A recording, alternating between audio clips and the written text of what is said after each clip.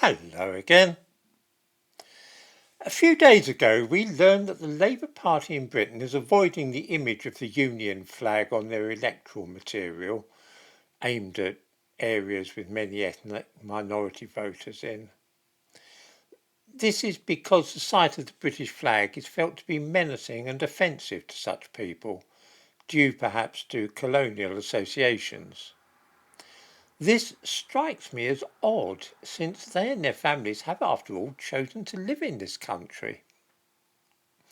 They wish to live here but don't like to see our national flag.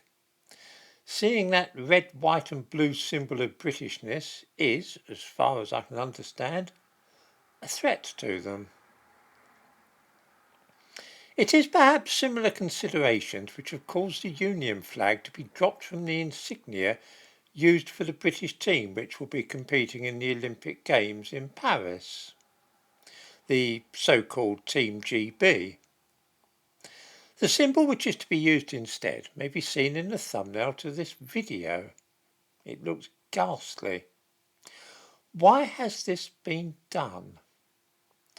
Once again, I'm afraid that I come up against the unfortunate paucity of my vocabulary and the fact that I simply do not understand any more my own language as it is used in the modern world.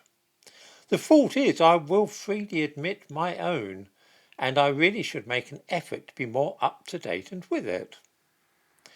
The reasons that the Union flag will not be displayed on the clothing of the British team in the next Olympic Games is, and I quote those who devised the new insignia, that we needed to find a way of refreshing Team GB's colour palette in a way that is both flexible and ownable.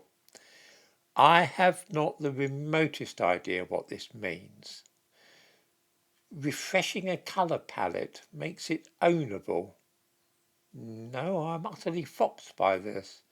From time to time I quote modern use of language and I then translate it into plain English for people. On this occasion I would really hesitate to attempt this. I do not understand what is meant by a colour palette being flexible and ownable. It seems to me just like words strung together at random. The peculiar picture with which they have come up is a mixture of pinks and mauves, and it puts me more in mind of the trans flag. But that may not be altogether coincidental.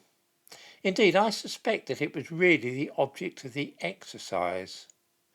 There is something quite uncompromising about the red, white and blue of our flag. It's so bright, bold and unambiguous that it stands to reason something has to be done to mute or soften it and make it less obviously the British flag and more like some pastel-coloured international symbol.